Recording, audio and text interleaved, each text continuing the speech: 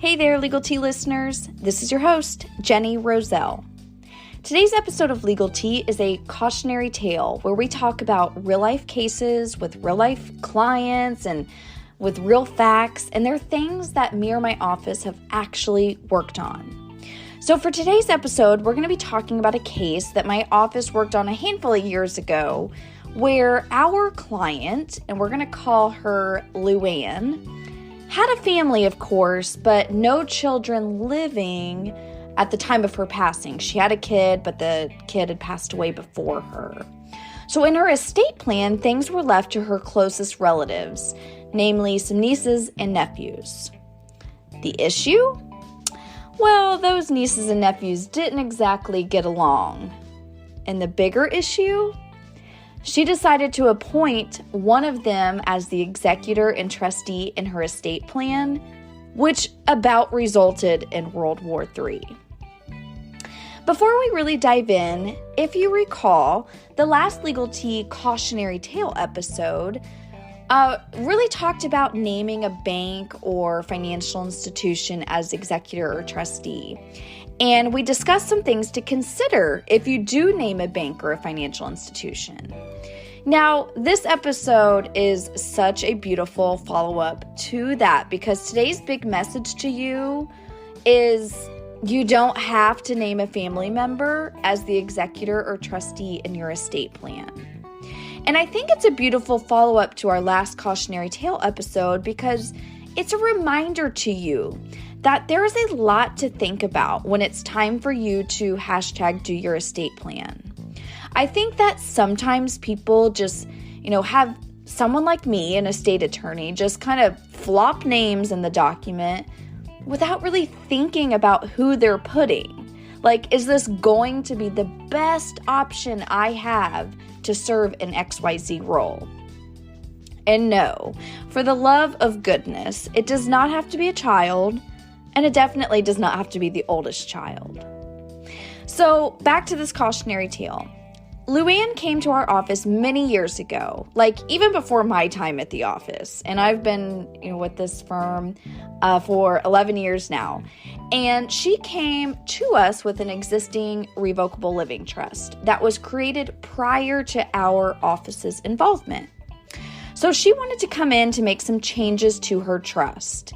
And that's a fairly normal request that, a new client to us has an existing estate plan that they just want to update. Now, this change would have been her 5th amendment to her trust. There are some clients that are just kind of chronic changers, and that's totally fine. She was one of them. Having 5 amendments is quite a few. Instead of doing yet another amendment, so a 6th one, we chatted with her about doing something called a restatement.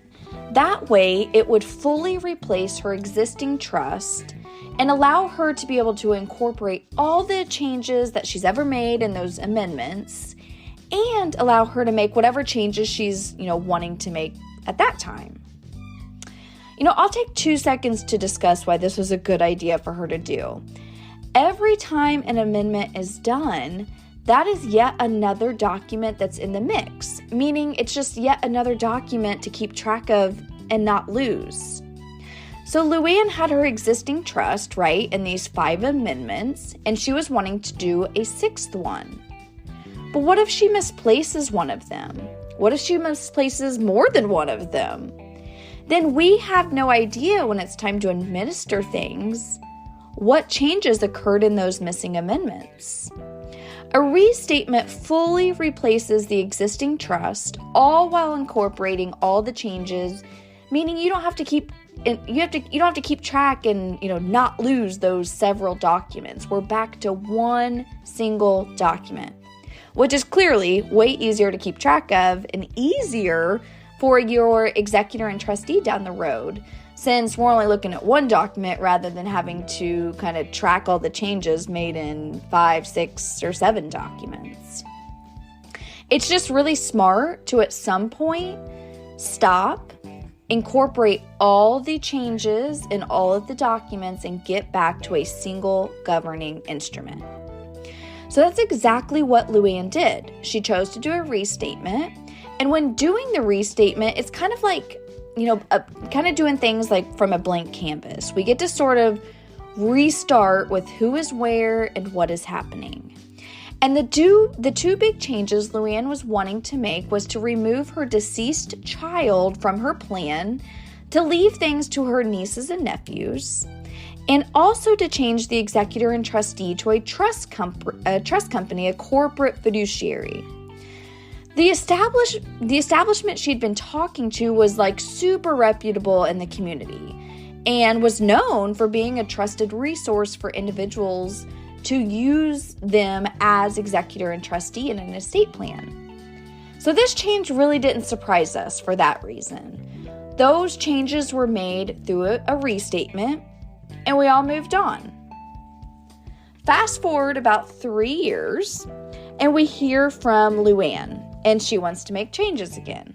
Again, that's fine. That's okay. It's best to keep your estate plan nice and updated, obviously. So we bring her in, and she tells us that she wants to update her executor and trustee. Unfortunately, the well-respected and established trust company that she had named had been bought out. And remember me talking about this in our last Cautionary Tale episode? I don't make this stuff up, people. But this company had been bought out, and they'd been bought by a bank. And Luann was not a big fan of this bank. So she thought, I don't want that bank to be the one in charge after I pass away, so I need to come up with someone else. And that's what she was coming in to discuss with us and make changes on. Ultimately, Luann decided to put her niece in charge because, quote, she's the only one that's local. So I did not meet with Luann back then, but I'm sure a similar conversation occurred with Luann had it been me in the room. I always tell people that there are a number of factors that should go into deciding who to put where. Is being local helpful? Sure. But is that the only deciding factor? No. Some of the factors to consider are, first, skill set. Are they organized? Is this person organized, efficient, communicative? Second is location. Sure, some things are a tad easier to do if the person is local. 3, relationship. Does that help or does that hurt things? 4th, job. What is this person's job? Is it so demanding that they may slack in the executor and trustee role? Are they unemployed and may look to capitalize on your estate? And I say that seriously. 5th, beneficiaries. Are they contentious? If you pick one of them, is it going to make things even worse? Or are they ready to kumbaya and support the executor or trustee that you pick? 6th, family dynamic, like a blended family. So yeah, when people say they're going to, simply pick the oldest or the closest, I usually try to push them a little and confirm that they are thinking about it from a 50,000-foot overview and not thinking too simplistically. Looking back, I sure wish that Luann would have picked someone else, to be honest. Did we all make it out alive? Sure. But it was so contentious. And why was it that way? I think now that we're far on the other side, there were 2 primary points of contention. First, the nieces and nephews did not get along beforehand. So putting money on the table and picking one of them as the one in control, the ones not in control were constantly looking for reasons to point out flaws, mistakes, and issues with the one in control. And second, the one that Luann did pick was unemployed at the time, and she charged a rather large and, in my opinion, kind of silly fee to serve in the executor and trustee role.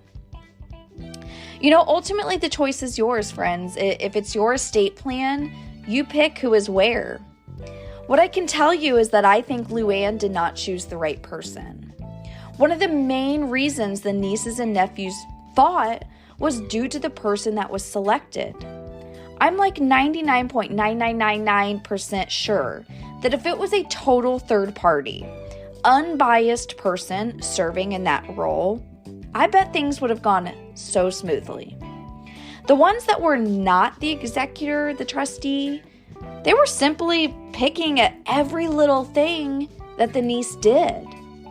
And even questioned things that happened before Luann put the niece as the executor and trustee. At one point, I had to totally shut down their questions because, again, they were picking at the smallest of things and things that didn't even really involve the niece.